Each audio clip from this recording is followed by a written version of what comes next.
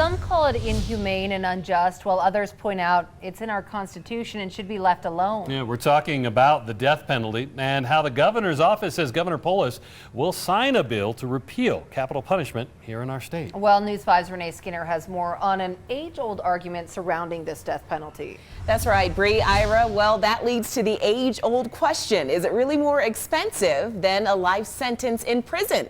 Well, the answer is yes, and I've got the data to prove it. According to the Death Penalty Information Center, a national nonprofit, in 2011, the average cost of a drug used in lethal injections was just $83.55 per dose. Now, that number skyrocketed over the years. By 2017, states like Virginia were paying $16,500 per dose. The reason? Well, the chemical suppliers the U.S. was getting its injections from left the business, causing a shortage of the drug. Now, on top of that, we now have to factor in the legal process surrounding capital punishment, specifically gathering witnesses, putting together a grand jury, and getting experts needed to testify.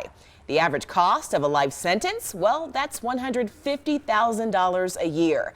Now, the next argument to consider is whether or not families of murder victims can get closure if the death penalty is not on the table for the killers. I have 10 grandchildren as of today. I want them to know my son because of the memories we share with them.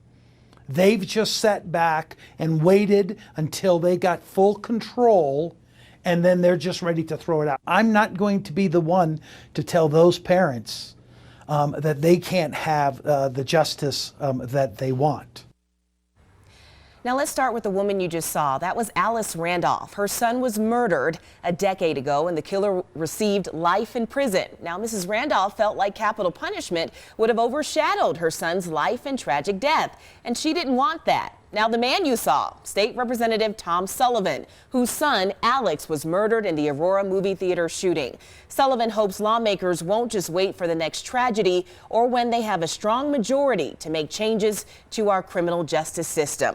Now only 3 people are on death row in the state of Colorado. They are Robert Ray, Sir Mario Owens, and Nathan Dunlap. Now coming up this next half hour, we'll dive deeper into who these men are and what will happen to their sentences. Always watching out for you, Renee Skinner, News 5.